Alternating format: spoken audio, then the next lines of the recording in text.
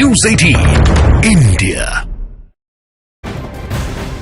तो floor test से पहले बिहार में सियासी हलचल भी खूब हो रही है। पटना में तेजस्वी यादव के घर के बाहर धारा 144 लगा दी गई है और पूरे इलाके में पुलिस फोर्स की तैनाती भी है। पूरे इलाके में बैरिकेडिंग कर दी गई है। इससे पहले आरजेडी विधायक चेतन आनंद के छोटे भाई अंशुमन आनंद ने पाटलिपुत्र थाने में एफआईआर दर्ज कराई थी, जिसके बाद पुलिस की टीम तेजस्वी यादव के घर पहुंची थी, क्योंकि चेतन आनंद तेजस्वी यादव के घर पर थे और उन्होंने कहा कि वो अपनी मर्जी से यहाँ है और वो पार्टी का काम कर रहे हैं।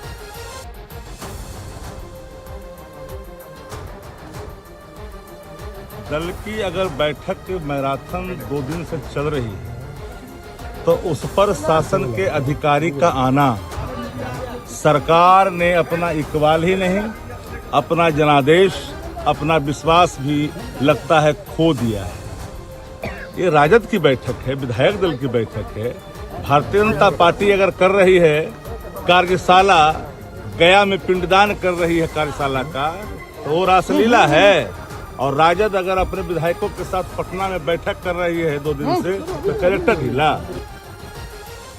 तो तेजस्वी यादव के घर के बाहर धारा 144 लगा दी गई है। घर के बाहर पुलिस फोर्स की तैनाती है।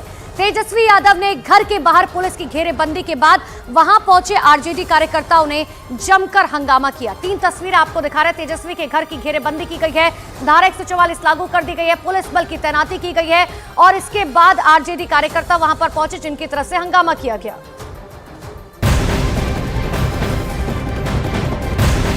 आरजेडी के सभी विधायक पटना में तेजस्वी यादव के आवास पर ही मौजूद हैं। वो यहीं से सीधे विधानसभा के लिए निकलेंगे और फ्लोर टेस्ट में शामिल होंगे। इस बीच आरजेडी के सभी कार्यकर्ताओं को भी पटना बुलाया गया है। आरजेडी कार्यकर्ताओं को सुबह 9 बजे तक पटना पहुंचने के निर्देश दिए गए हैं। इस वक्त तमाम जो विधायक हैं वो तेजस्वी के आवास पर ही मौजूद हैं और सीधे वहीं से विधानसभा के लिए निकलेंगे।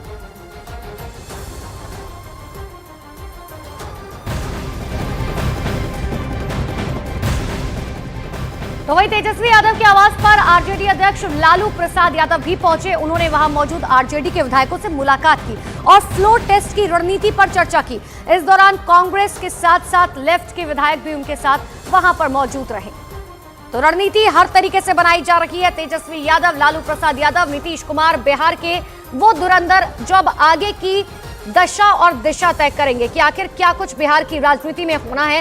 लेकिन इन सब के बीच में तस्वीर आपको दिखा रहे, जिस वक्त लालू प्रसाद यादव जो है पहुंचे तेजस्वी यादव के आवास पर और उन्होंने वहां पर विधायकों से मुलाकात की।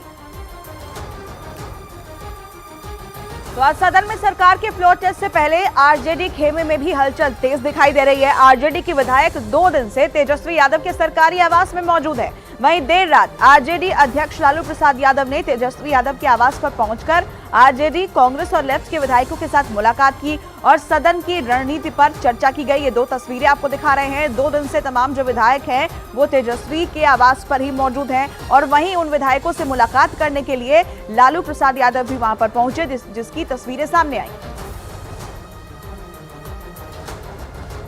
तो देखिए, फ्लोर टेस्ट से पहले बिहार में सियासी हलचल बढ़ी हुई है। कुछ ही घंटों बाद सदन में नीतीश सरकार को बहुमत साबित करना है, लेकिन अभी भी एनडीए खेमे में विधायकों को टूटने का डर सता रहा है, क्योंकि खबर यह है कि 8 विधायक अपना पाला बदल सकते हैं।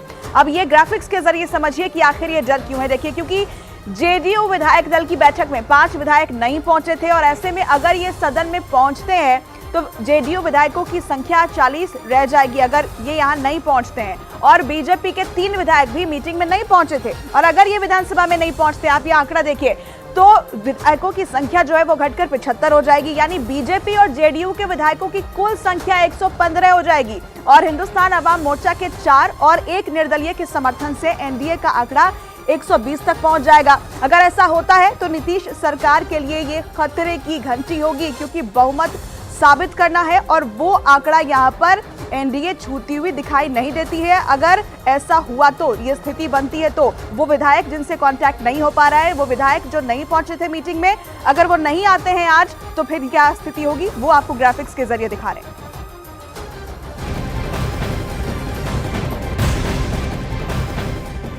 तो क्या क्या परिस्थितियां हो सकती है ये हम आपको समझाने की कोशिश करें। लेकिन बिहार बीजेपी के सभी विधायकों को होटल पाटलिपुत्र में ठहराया गया है। होटल के आसपास सुरक्षा बेहद चौकस कर दी गई है।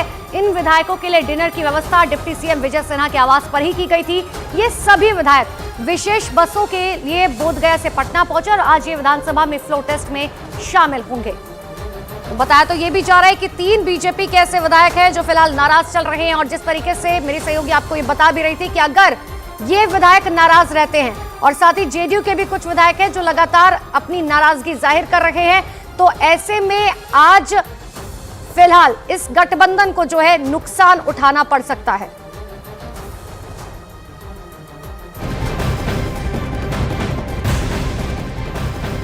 फ्लोर टेस्ट से पहले बिहार में सियासी हलचल बढ़ी हुई है। बीजेपी हो या जेडीयू, हर खेमा अपने विधायकों को सुरक्षित रखने में जुटा हुआ है। इसी बीच नित्यानंद राय ने हिंदुस्तान अवाम मोर्चा के अध्यक्ष जीतन राम मांझी से भी मुलाकात की और इस दौरान उन्होंने एनडीए की सरकार को विश्वास मत मिलने का दावा किया और कहा कि आरजेडी अपनी चिंता करे। तो नित्यानंद राय का बयान सामने आया। उन्होंने कहा कि आरजेडी कोई खेला नहीं कर पाएगी, आरजेडी को अपनी चिंता करनी चाहिए और बहुमत जो है वो हमारे साथ है, सभी विधायक हमारे साथ है।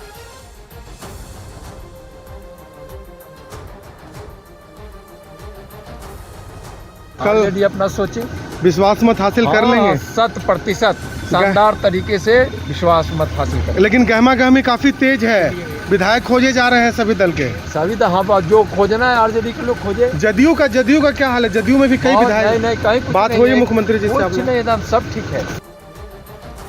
तो बीजेपी, जेडीयू, आरजेडी की स्थिति आपने समझ ली। अब कांग्रेस पार्टी की बात कर लेते हैं। कांग्रेस पार्टी आज बिहार में खेला होने का दावा कर रही है। तो वही भारतीय जनता पार्टी का कहना है कि नीतीश कुमार की अगुवाई वाली सरकार आसानी से विश्वास मत हासिल कर लेगी। खेला होगा, आप लोग के समझ में आ ही रहा चीजें।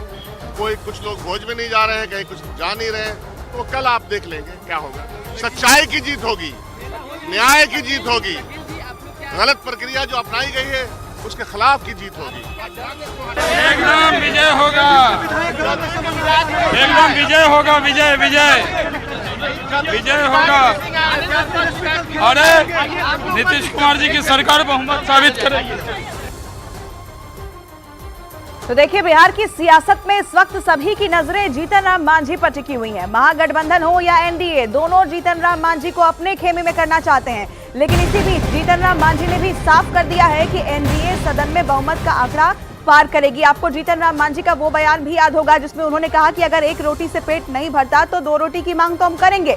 और ऐसे में उनका क्या रुख होगा, इस पर सभी पार्टियों की नजर है। आरजेडी उन्हें अपने पाले में करना चाहती है, एनडीए अपने पाले में करना चाहती है, लेकिन बयान उनका सामने ये आया है कि बहुमत का जो आंकड़ा है वो सदन में एनडीए को ही मिलेगा।